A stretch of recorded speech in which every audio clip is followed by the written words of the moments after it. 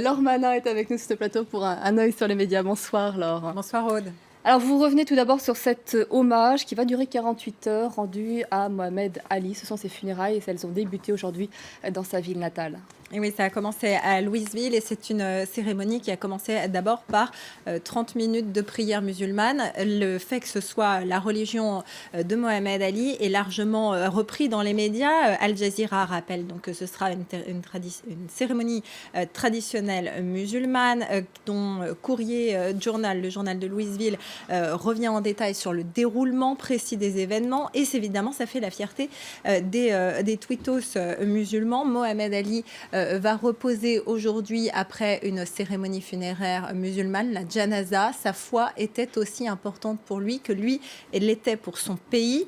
Mohamed Ali, qui est le vrai visage de l'islam par opposition à celui du terrorisme, souligne The Daily Star. C'est une façon positive de montrer l'islam après les derniers événements tragiques.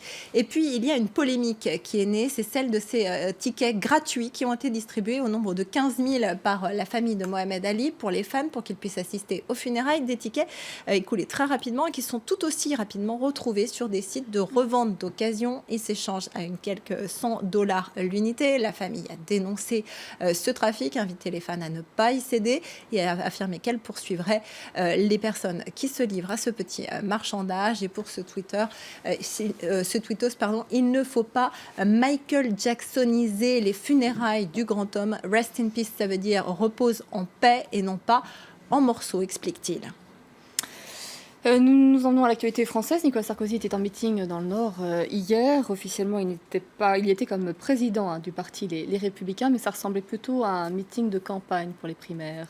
Absolument. Nicolas Sarkozy à Saint-André-les-Lilles a eu un discours assez vif. Et puis, il était ce matin l'invité de nos confrères d'Europe 1. Il s'est exprimé largement sur tout un tas de sujets. Il a évoqué, par exemple, son opposition aux fan zones, dont il n'est pas sûr que ce soit pertinent cette période d'état d'urgence. Il a également évoqué ses projets de BBC à la française, réunissant France Télévisions, Radio France et France Média Monde, c'est-à-dire notamment RFI et France 24. Et puis, il est également revenu sur les grèves. Il accuse le président Hollande d'avoir sacrifié la SNCF et d'avoir cédé devant ce qu'il appelle la tyrannie des minorités. La tyrannie des minorités, c'est dans sa bouche plusieurs minorités. C'est d'abord la CGT et les syndicats, mais c'est aussi les communautés musulmanes, notamment étrangères, qui voudraient, dans son esprit en tout cas, imposer leur loi à la majorité. Un discours qui, selon Libération, glisse de plus en plus vers l'extrême droite. Le journal s'est amusé à faire ce petit quiz.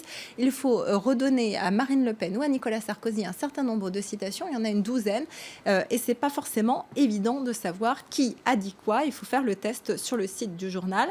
En tout cas, il y a eu des réactions très vives dans la classe politique. Jean-Luc Mélenchon parle de délire ethniciste de Nicolas Sarkozy. Marine Le Pen plaisante, c'est Barbie-dur, il se prend pour un dur.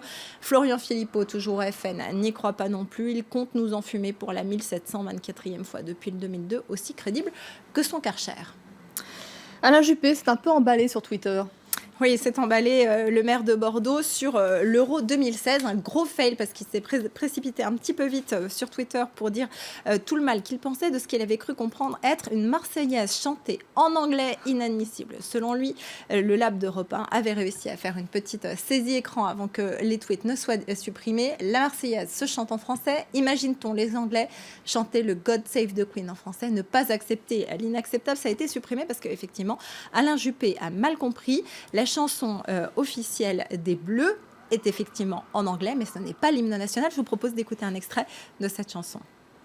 I was made for loving you, my dear, you were made for loving me. Out tonight, I wanna give it all to you. In the darkness, there's so much I wanna do.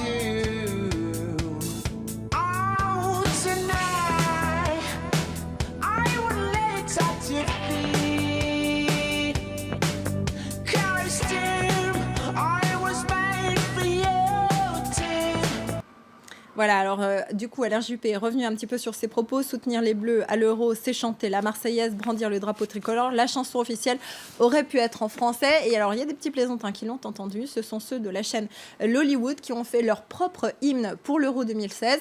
C'est en français, ça va rassurer Alain Juppé, mais ça n'a rien à voir avec l'hymne officiel. Écoutez. Entre nous tout va bien, mais voilà qu'aujourd'hui on est le 10 juin et l'Euro c'est parti. Je préfère te prévenir. Tu vas sûrement te dire c'est qu'un match ça va, mais remballe ton sourire car l'Euro dure un mois. On va plus sortir, on va plus sortir. Je préfère te prévenir.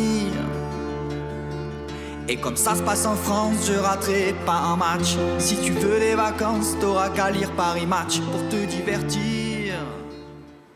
Très belle synthèse. Il lit dans mes pensées. Merci beaucoup, Laure, pour votre chronique Un œil sur les médias.